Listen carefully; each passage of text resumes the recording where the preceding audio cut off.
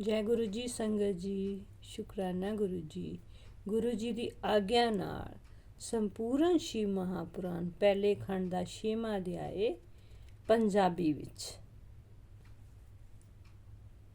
ਬ੍ਰਹਮਾ ਜੀ ਕਹਿਣ ਲੱਗੇ, ਹੇ ਨਾਰਦ, ਸਾਨੂੰ ਤੇ ਵਿਸ਼ਨੂੰ ਨੂੰ ਲੜਦੇ ਹੋਏ ਦੇਖ ਕੇ ਪ੍ਰਲਯ ਕਾਲੀਨ ਪ੍ਰਜਵਲਿਤ ਬੜਵਾਗਨੀ ਵਾਂਗ शिव जी अचानक ही उस स्थान ते प्रगट हो गए। मैं उन्हां दी उपमा किस नाल करा? उन्हां दे उस महान स्वरूप नूं देख के असीं दोवां ने लगातार युद्ध करना बंद कर दिता। उस समय विष्णु बहुत डरे होए अते बहुत हैरानी नाल मैनूं कहण लगे, हे ब्राह्मण, ये निस्सम तेज ਇੱਥੇ ਕਿੱਥੋਂ ਆ ਪੁੱਜਾ? ਹੁਣ ਸਾਡੇ ਦੋਵਾਂ ਵਿੱਚੋਂ ਜੋ ਵੀ ਇਸਦੇ ਆਦਿ ਅਤੇ ਅੰਤ ਨੂੰ ਵੇਖ ਲਏਗਾ, ਉਸ ਨੂੰ ਸਭ ਤੋਂ ਵੱਡਾ ਅਤੇ ਸਭ ਦਾ ਸਵਾਮੀ ਸਵੀਕਾਰ ਕਰ ਲਿਆ ਜਾਵੇਗਾ। ਸਾਨੂੰ ਤਾਂ ਇਹ ਤੇਜ਼ ਆਦਿ ਅਤੇ ਅੰਤ ਤੋਂ ਰਹਿਤ ਜਾਣਾ ਪੈਂਦਾ ਹੈ।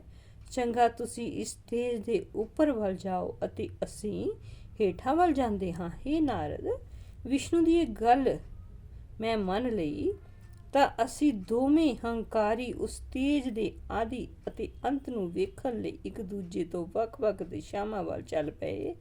ਹੇ ਪੁੱਤਰ, ਜੋ ਕੰਮ ਹੰਕਾਰ ਦੀ ਹਾਲਤ ਵਿੱਚ ਕੀਤਾ ਜਾਂਦਾ ਹੈ ਉਹ ਕਦੀ ਪੂਰਾ ਨਹੀਂ ਹੁੰਦਾ ਅਤੇ ਉਸ ਦਾ ਫਲ ਵੀ ਚੰਗਾ ਨਹੀਂ ਮਿਲਦਾ। ਜਦ ਤੱਕ ਮਨੁੱਖ ਹੰਕਾਰ ਨੂੰ ਨਹੀਂ ਤਿਆਗ ਦਿੰਦਾ ਤਦ ਤੱਕ ਉਹਨਾਂ ਦਾ ਕੰਮ ਸਿੱਧ ਨਹੀਂ ਹੋ ਸਕਦਾ। ਸਾਡੇ ਅਤੇ ਵਿਸ਼ਨੂੰ ਦੇ ਇਸ ਚਰਿੱਤਰ ਨੂੰ ਜੋ ਮਨੁੱਖ ਸਵੇਰੇ ਸਵੇਰੇ ਹੱਥ ਪੈਰ ਧੋ ਕੇ ਧਿਆਨ ਵਿੱਚ ਲਿਆਉਂਦਾ ਹੈ, ਉਸ ਨੂੰ ਇਸ ਲੋਕ ਵਿੱਚ ਸੁਖ, ਆਰੋਗ ਅਤੇ ਪਰਲੋਕ ਵਿੱਚ ਉੱਤਮ ਗਤੀ ਦੀ ਪ੍ਰਾਪਤੀ ਹੁੰਦੀ ਹੈ।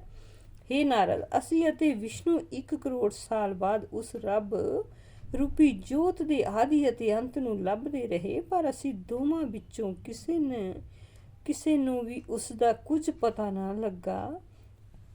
ਸੋ ਅਸੀਂ ਨਿਰਾਸ਼ ਹੋ ਕੇ ਆਪਣੀ ਥਾਵਾਂ ਵੱਲ ਤੁਰ ਪਏ। ਪਰ ਉਦੋਂ ਹੀ ਇੱਕ ਹੈਰਾਨੀ ਦੀ ਗੱਲ ਹੋਈ ਕਿ ਜਿਸ ਥਾਂ ਤੋਂ ਅਸੀਂ ਤੁਰੇ ਸੀ ਉਸ ਨੂੰ ਬਹੁਤ ਲੱਭਣ ਤੇ ਵੀ ਕਿਤੇ ਦਿਖਾਈ ਨਹੀਂ ਦਿੱਤੀ। ਸੋ ਅਸੀਂ ਇਹ 76 ਸਾਲਾਂ ਦਾ ਸਮਾਂ ਆਪਣੀ ਪਹਿਲੀ ਥਾਂ ਨੂੰ ਲੱਭਣ ਵਿੱਚ ਲਗਾ ਦਿੱਤਾ। ਉਸ ਵੇਲੇ ਸਾਨੂੰ ਇਸ ਗੱਲ ਦਾ ਚੰਗੀ ਤਰ੍ਹਾਂ ਗਿਆਨ ਹੋ ਗਿਆ ਕਿ ਸਾਡੇ ਉੱਤੇ ਵੀ ਕੋਈ ਵੱਡੀ ਤਾਕਤ ਹੈ ਜੋ ਸਭ ਤੋਂ ਉੱਤਮ ਅਤੇ ਪੁਰਾਣੀ ਹੈ। ਇਹ ਗੱਲ ਧਿਆਨ ਵਿੱਚ ਆਉਂਦੇ ਹੀ ਅਸੀਂ ਦੋਵੇਂ ਉਸ ਪਵਿੱਤਰ ਨਿਰਵਿਕਾਰ ਸਰੂਪ ਦੀ ਸ਼ਰਨ ਵਿੱਚ ਗਏ ਅਤੇ ਆਪਸੀ ਦੁਸ਼ਮਣੀ ਨੂੰ ਤਿਆਗ ਕੇ ਭਗਤੀ ਭਾਵ ਨਾਲ ਉਸ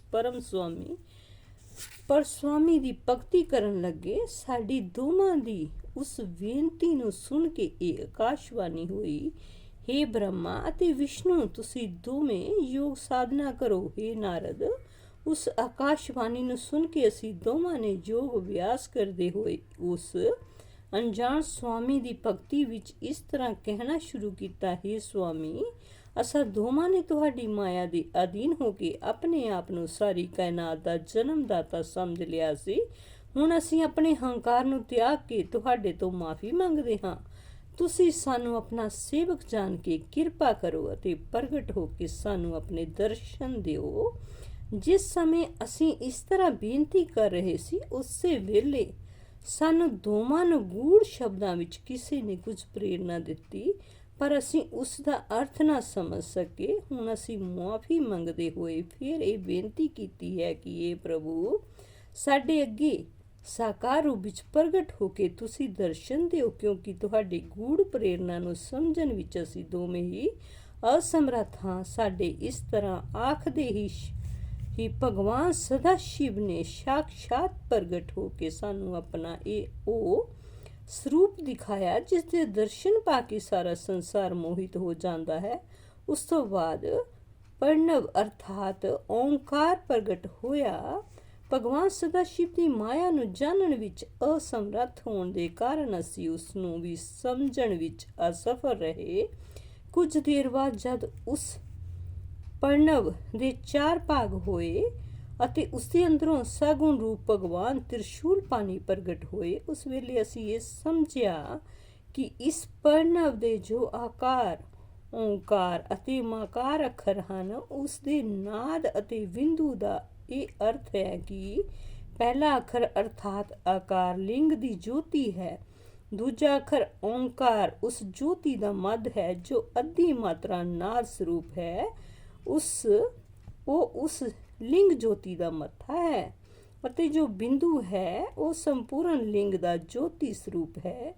ਉਸ ਦਾ ਵਰਣਨ ਕਈ ਤਰ੍ਹਾਂ ਨਾਲ ਇਸ ਤਰ੍ਹਾਂ ਕੀਤਾ ਜਾ ਸਕਦਾ ਹੈ ਕਿ ਆਕਾਰ ਤੋਂ ਰਿਗਵੇਦ, ਓਂਕਾਰ ਤੋਂ ਯੁਜੁਰ ਵੇਦ, ਮਕਾਰ ਤੋਂ ਸਾਮ ਵੇਦ, ਨਾਦ ਤੋਂ ਅਥਰਵ ਵੇਦ ਅਤੇ ਬਿੰਦੂ ਤੋਂ ਬ੍ਰਹਮ ਵਿਦਿਆ ਦਾ ਸਰੂਪ ਬਣਿਆ ਹੈ।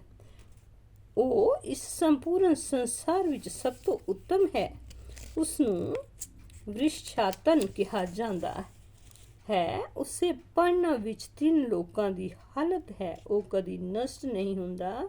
ਬ੍ਰਹਮਾ ਤੋਂ ਲੈ ਕੇ ਤ੍ਰਿਣ ਪਰਜੰਤ ਸਭ ਜੀਵ ਅਤੇ ਚੀਜ਼ਾਂ ਉਸ ਵਿੱਚ ਸਥਿਤ ਰਹਿੰਦੇ ਹਨ। ਲੱਭਣ ਤੇ ਵੀ ਪ੍ਰਣਵ ਦੇ ਲਿੰਗ ਨੂੰ ਪ੍ਰਾਪਤ ਨਹੀਂ ਕੀਤਾ ਜਾ ਸਕਦਾ। 4 ਵੇਦ ਅਤੇ 18 ਪੁਰਾਣ ਵੀ ਉਸ ਦੇ ਅੰਦਰ ਮੌਜੂਦ ਹਨ। ਹੇ ਨਾਰਦ, ਵੇਦ ਭਗਵਾਨ ਸਦਾਸ਼ਿਵ ਨੂੰ ਪ੍ਰਣਵ ਵਰਣ ਰੂਪ ਆਖਦੇ ਹਨ। ਉਹ ਸ਼ਿਵ ਜੀ ਆਪਣੇ ਸੱਜੇ ਅੰਗ ਆਕਾਰ ਦੁਆਰਾ ਸੰਸਾਰ ਨੂੰ ਬਣਾਉਂਦੇ ਹਨ ਅਤੇ ਖੱਬੇ ਅੰਗ ਆਕਾਰ ਦੁਆਰਾ ਉਸ ਦਾ ਪਾਲਣ ਕਰਦੇ ਹਨ। ਪਰਨ